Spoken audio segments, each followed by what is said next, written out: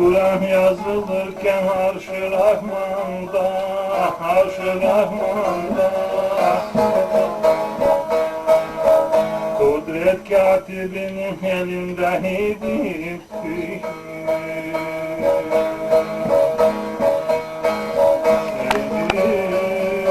Kandil asılırken nuru mekanda, nuru mekanda Bülbül edin konça gülünde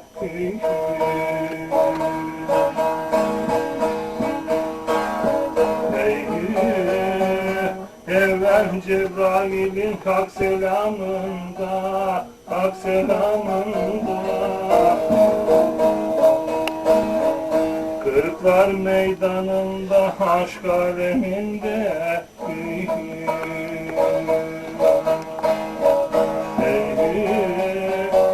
Muhammed Ali'nin sır kelamında, sır kelamında İlham okunurken dilindeydim.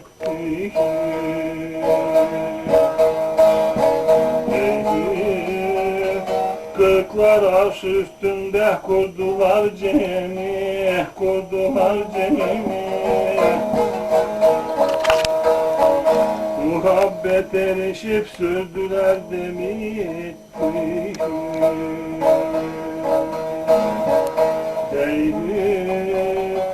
Balçıktan yarattı Allah Adem'i, Allah Adem'i O demde Adem'in belindeydim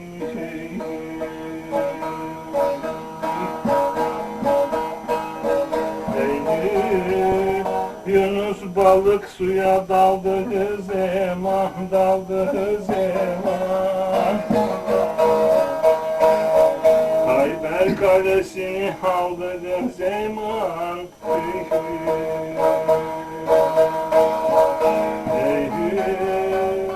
Ali Zülfikar'ı çaldığı zaman, çaldığı zaman O demde Ali'nin kolundaydım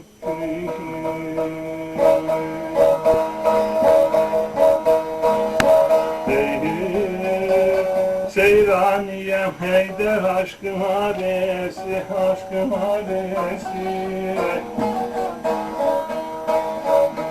Münkir olanlara vermem yaresi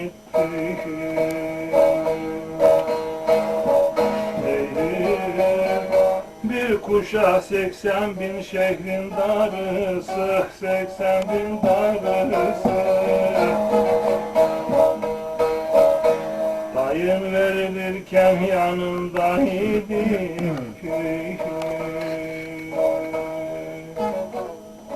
Allah Allah, nefesini